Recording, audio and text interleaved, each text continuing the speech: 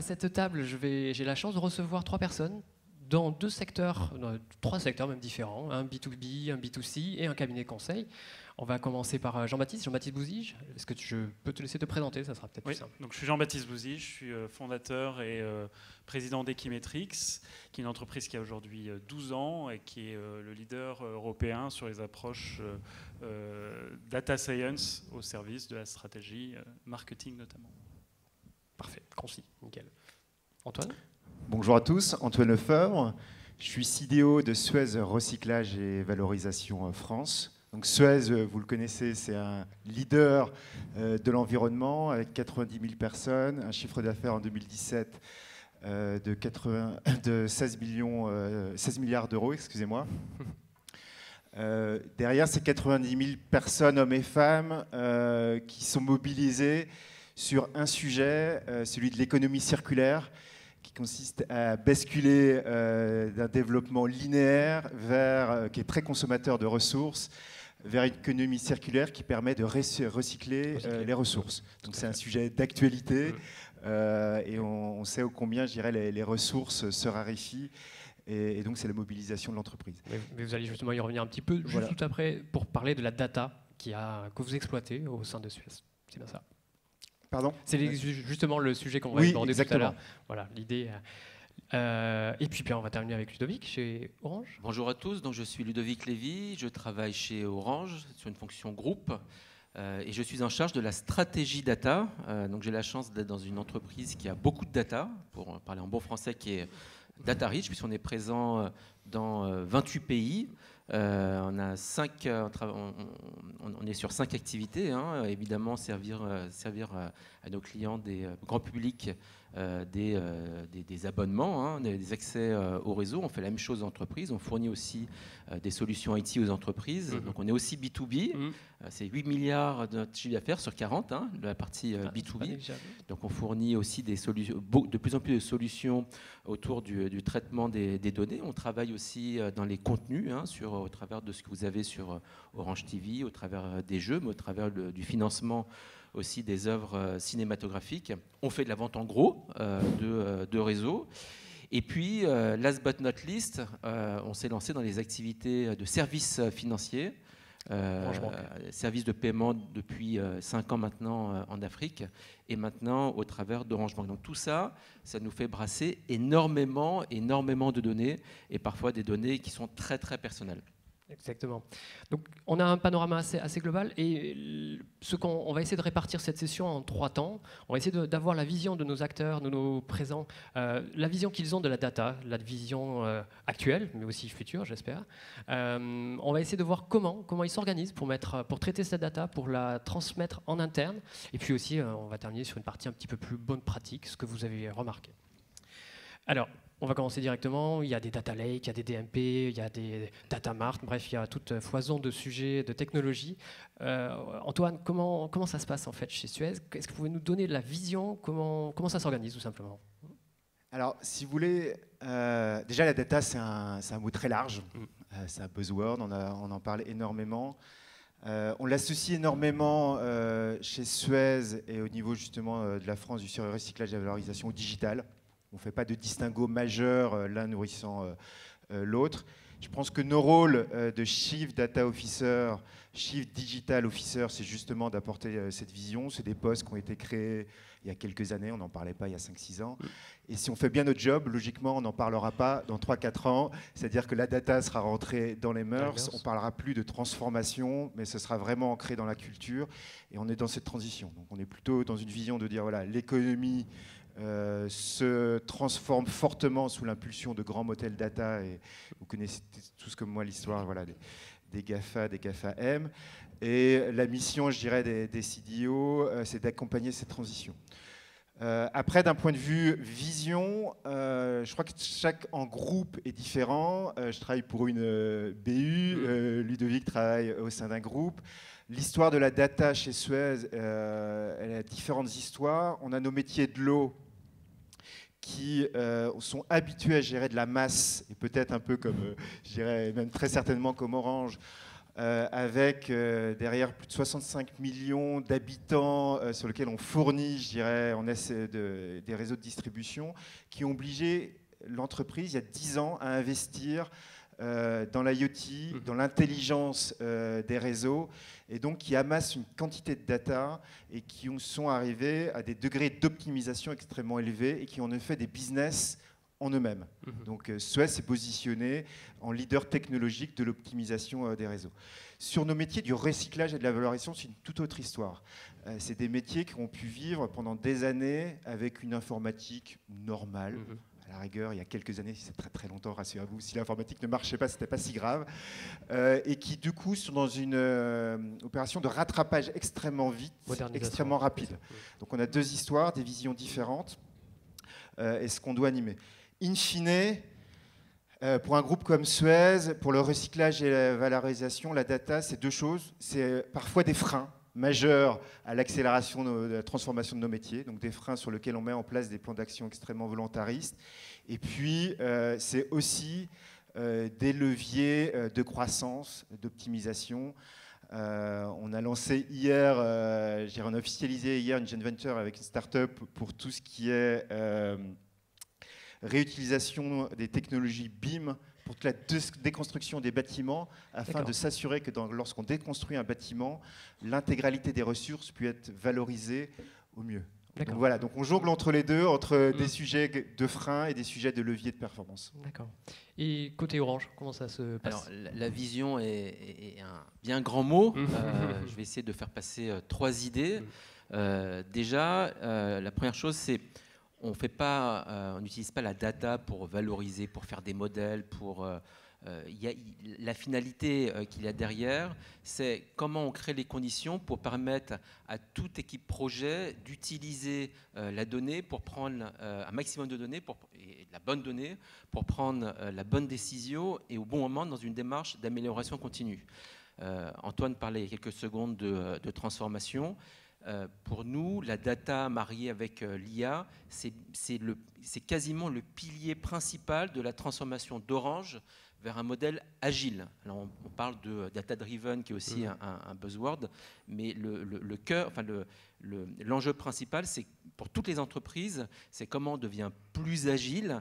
Et au cœur de cette notion de l'agilité qui vient du monde de l'IT, on a bien cette notion de l'écoute client, qu'il soit externe, qu'il soit interne, ou que ce soit une machine. C'est comment on fait remonter de tout un écosystème qui est autour d'un projet et en particulier du client, des informations qui vont permettre de prendre la bonne décision au bon moment. Donc ça, c'est la première idée, pilier de la transformation vers un modèle agile.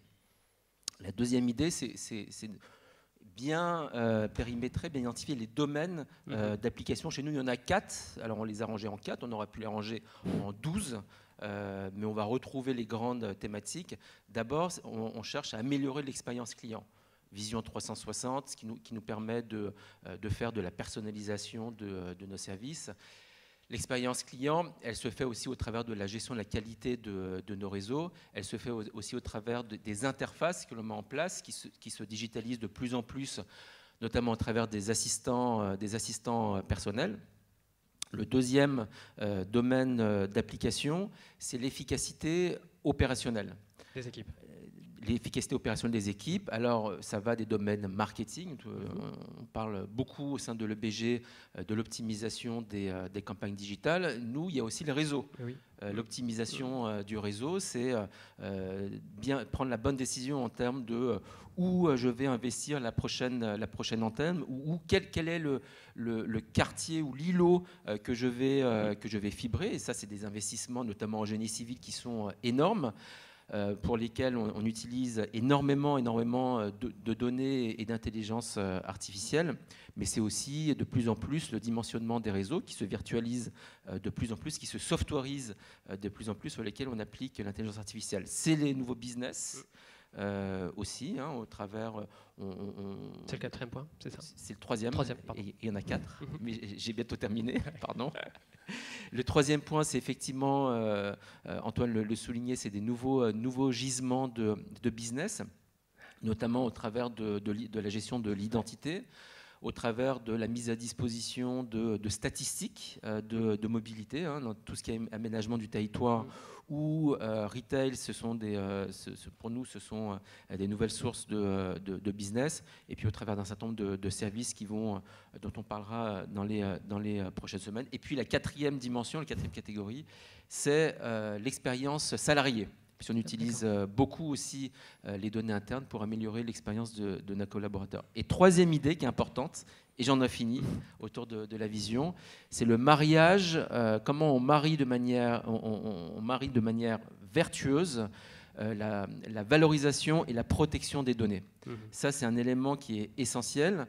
Le programme Transverse Group que j'anime, en fait, je le copilote avec le Data Protection Officer, puisque dès le démarrage de ce programme, il y a 2 ans, on a énormément travaillé sur comment faire de notre réglementation, et en particulier du GDPR, une opportunité plutôt qu'une contrainte, et comment travailler sur les parcours clients pour qu'à chaque moment du parcours, à chaque interaction client, nos clients aient pleine conscience des données qu'ils partagent, puisque plus vous développez cette confiance, plus vous développez cette appétence à partager les données, plus vous innovez, plus vos clients sont contents et plus votre business grandit. Ouais, donc, on a quand même deux visions qui sont très complémentaires. Vous rejoignez sur de nombreux points. Après, le public et l'opérationnel fait que ça diffère légèrement. Jean-Baptiste, vous rencontrez ce public tous les jours, vous mettez en place ce genre de stratégie. Qu'est-ce que vous remarquez, vous, par rapport à cette utilisation, entre la réalité et le réel? Alors, il y a encore un décalage entre la promesse et la réalité, parce que la promesse, elle est très technologique, et la réalité terrain est souvent assez éloignée. Donc je vais rebondir un peu sur ce que vous dites pour illustrer ça. Le premier point, c'est très intéressant qu'il est sur le point de vue sur les 2 métiers chez Suez, parce que finalement, dans votre métier, la difficulté de départ vous force à penser à la donnée qui a de la valeur et qui n'est pas forcément dans les systèmes. Donc un des freins qu'on voit aujourd'hui chez nos clients, y compris des entreprises data rich, c'est de finalement pas leverager toute la donnée stratégique, parce qu'on ne leverage que la donnée qui est existante dans les systèmes, parce qu'on a bâti ces sources de données en fonction des piliers sur lesquels l'usage, la techno sont alignés, donc le recueil de données est aligné. Donc un exemple concret, même en B2C, c'est des marques qui investissent quasiment 50%, voire même beaucoup plus de leur marketing sur du trade marketing, et qui sur cette partie-là n'ont rien d'autre que des fichiers Excel, voire même des PDF qui circulent, etc. Donc quand vous devez optimiser les investissements marketing, je ne sais pas, d'un Estée Lauder aux États-Unis, et que dans les systèmes vous avez le média, mais que vous n'avez pas tout ce qui est gift fait avec Macy's, alors que c'est un investissement absolument énorme, et que la seule source de données c'est 350 PDF avec les photos des gifts et une description sommaire. Si vous n'êtes pas capable d'ingérer cette donnée et puis d'avoir une roadmap pour qu'elle soit de plus en plus propre, automatisée, finalement vous loupez la moitié de votre diagnostic, voire plus. Donc déjà c'est une première préoccupation qu'on a aujourd'hui, c'est que la technologie donne un biais qui nous donne une image qui n'est pas forcément holistique. J'ai beaucoup de clients qui me disent c'est bon, on a un data lake, puis quand on creuse un peu, ils disent bon, on commence à peine, on a mis les sources digitales dedans. Ah, vous n'avez pas le sell-out? Ah non, on n'a pas encore le sell-out, c'est beaucoup de boulot, il faut négocier avec les panels, etc. Donc c'est déjà un premier gros travail. Le second point, c'est j'ai bien aimé ce que vous dites sur le CDO qui doit finalement disparaître dans 3-4 ans, parce que pour le coup, aux États-Unis, ce n'est pas du tout ce qu'on voit. Et en fait, le CDO aux États-Unis, ça devient un nouveau royaume. Et on reproduit dans la transformation data les erreurs qu'on a fait sur la transformation digitale.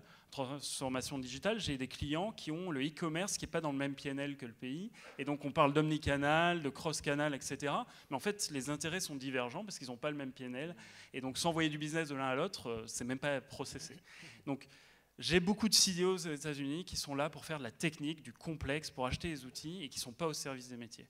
Donc le CDO, c'est une expertise transverse qui doit être dès le début au service des métiers. Et donc ça rebondira sur les usages soulignés par Ludovic. Le point d'entrée, c'est l'usage.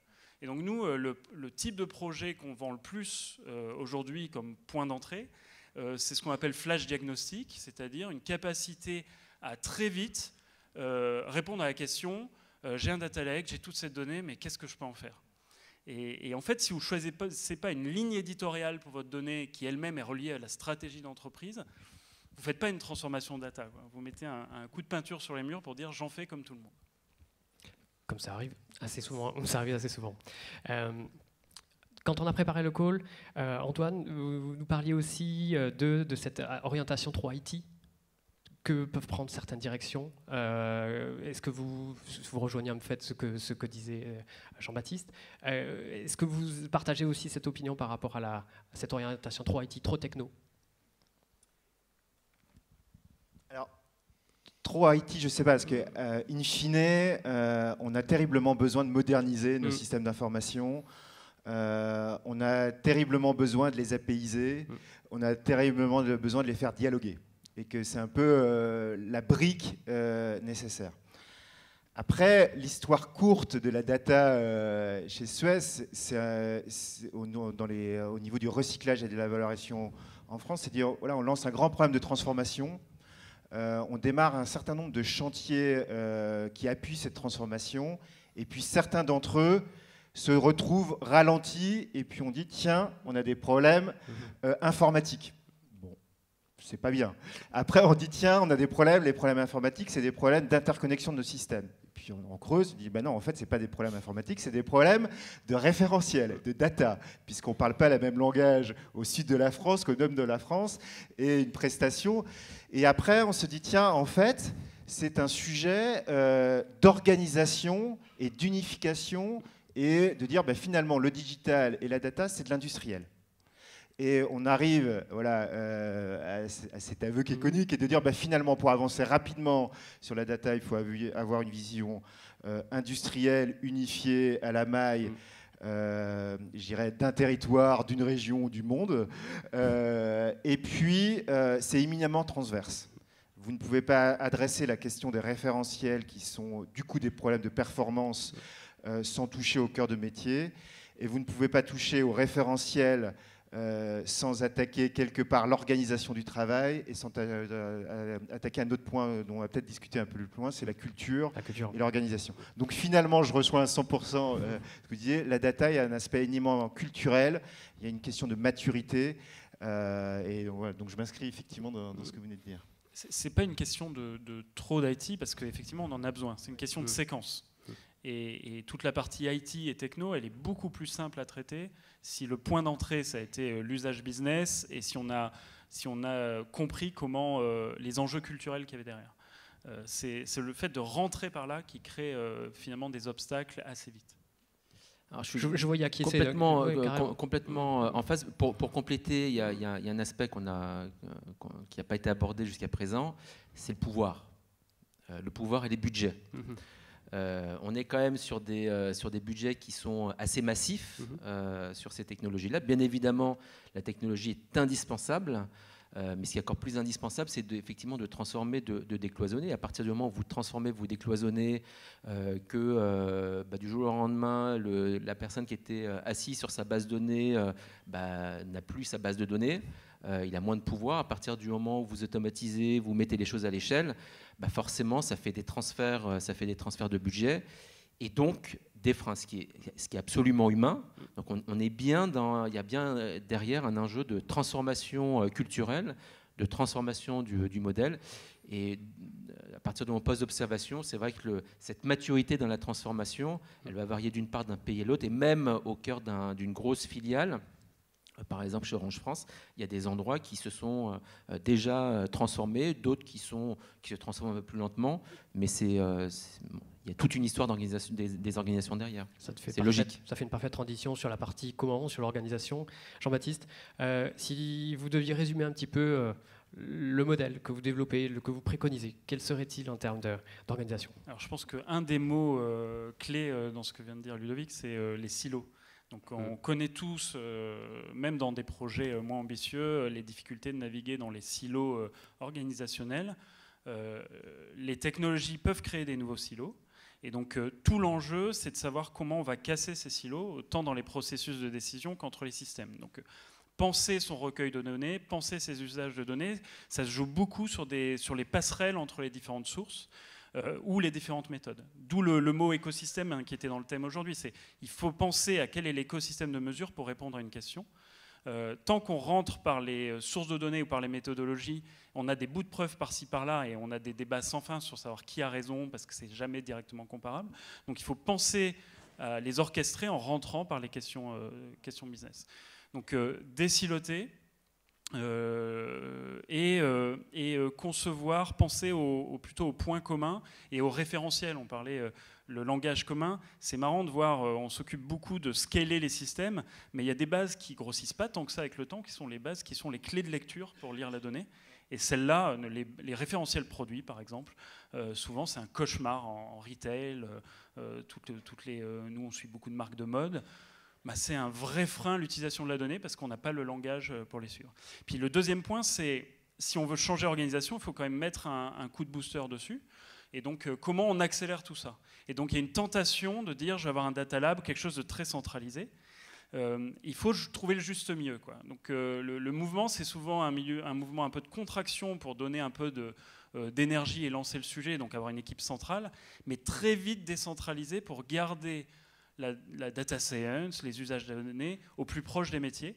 Parce que créer une armée mexicaine de data scientists, pour le coup, on a vu beaucoup de data labs se planter à cause de ça.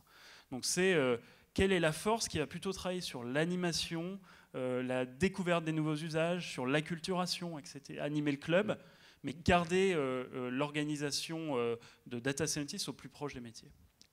Le terme d'acculturation, on en a parlé un petit peu en préambule. Quand on a préparé cette table ronde, vous nous avez donné un exemple en termes de répartition, de profil.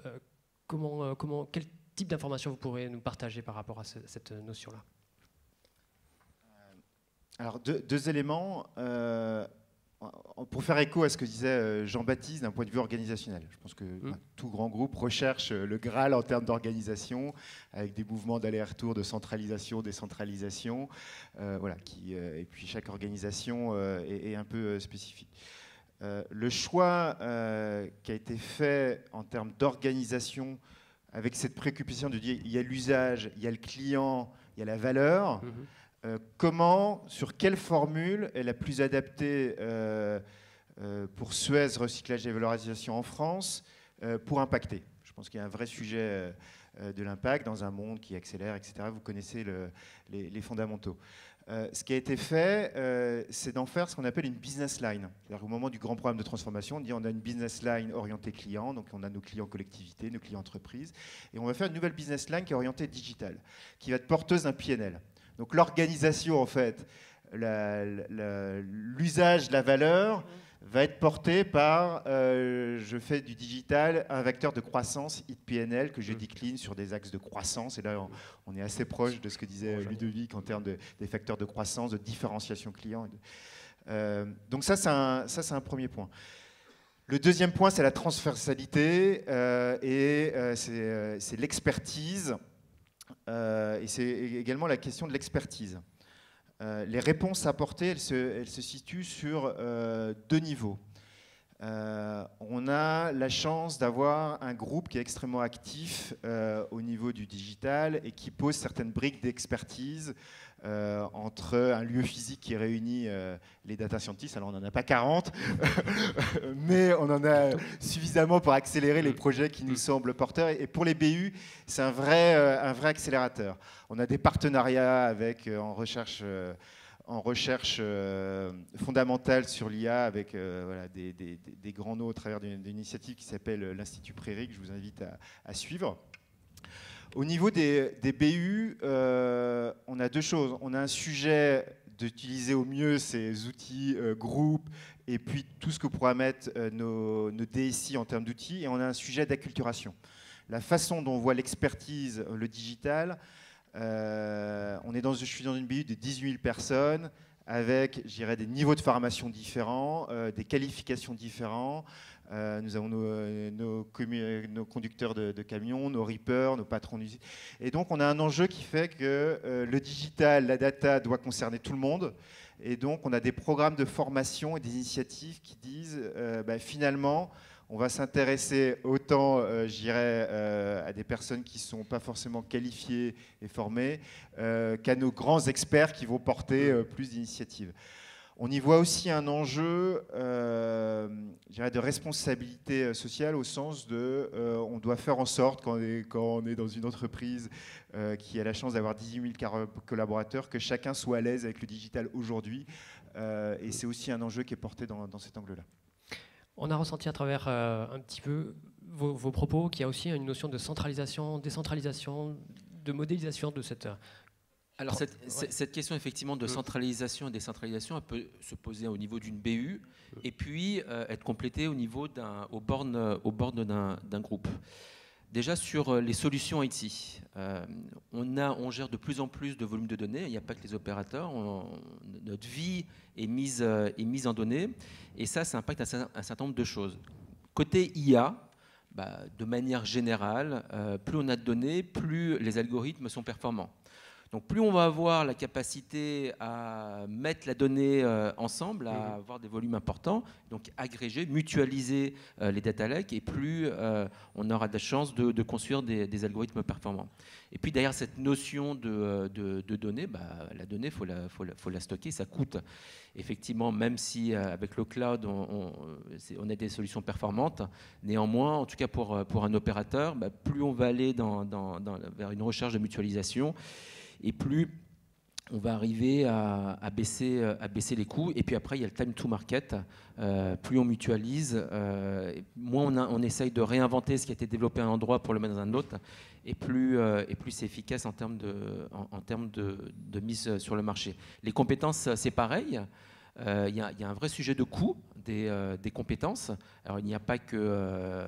il y a plein de manières de faire grandir les compétences, mais à un moment va se poser aussi la question de la mutualisation, que ce soit au niveau d'une BU ou au niveau d'un groupe. Ce qu'on voit apparaître de plus en plus, c'est dans les métiers des équipes de data analystes assez conséquentes, alors qu'on va de plus en plus essayer de mutualiser vraiment les spécialistes qui vont au cœur de la donnée, comme les data scientists ou les data engineers, qu'on va mutualiser au travers d'un centre d'excellence, que ce soit au niveau d'une BU, et complété par des centres d'excellence groupe, lorsque le groupe travaille sur des use cases supportés par des analytics qui vont adresser plusieurs pays. Le troisième point, c'est les méthodes de travail. On en a parlé, donc je ne vais pas m'étendre sur le sujet. C'est comment on fait travailler ensemble ces collaborateurs, collaboratrices qui viennent de disciplines différentes. Ça va du designer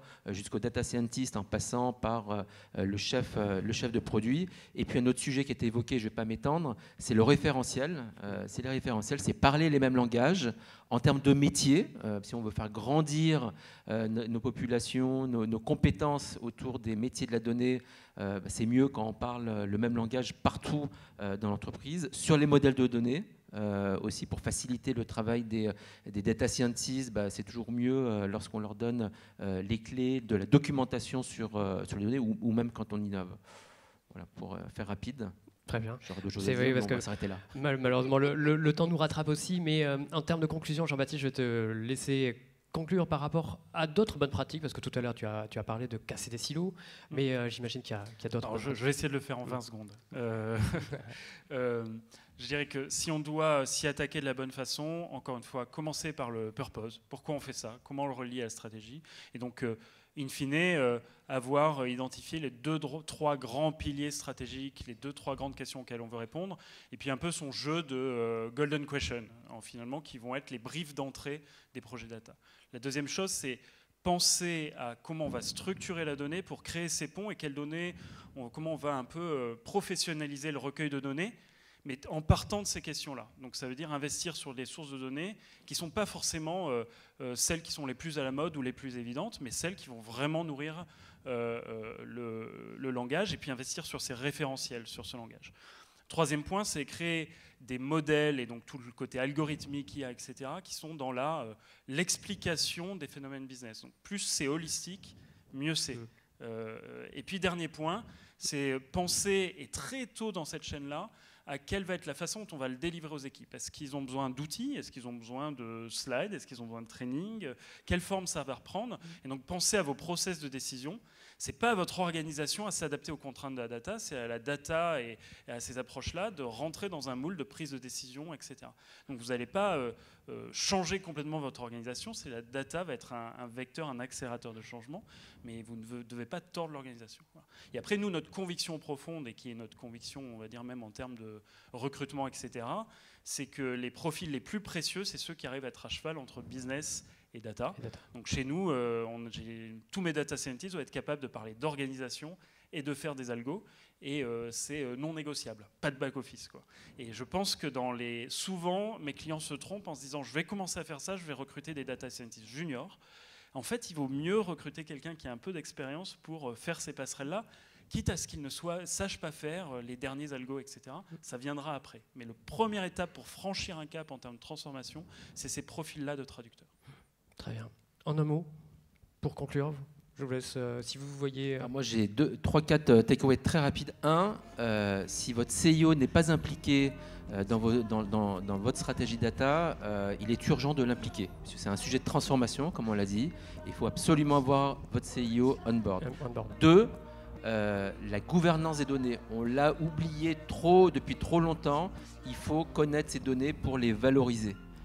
3, il faut des compétences pour valoriser ces données, et il faut investir aussi sur les compétences, et puis c'est tout. Ah, il y en avait 4. Ah ben voilà, je savais bien qu'il y en avait 4. Le mot de la fin?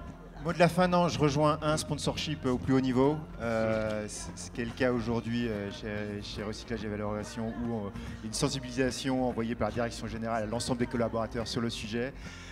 Et 2, on n'a pas d'autre choix que de mixer des approches de vision sur lesquelles on va créer de la valeur et de gérer le court terme sur l'amélioration, je dirais, de nos performances au travers de la data. Ben merci beaucoup messieurs, de votre temps, du partage d'informations et d'expérience.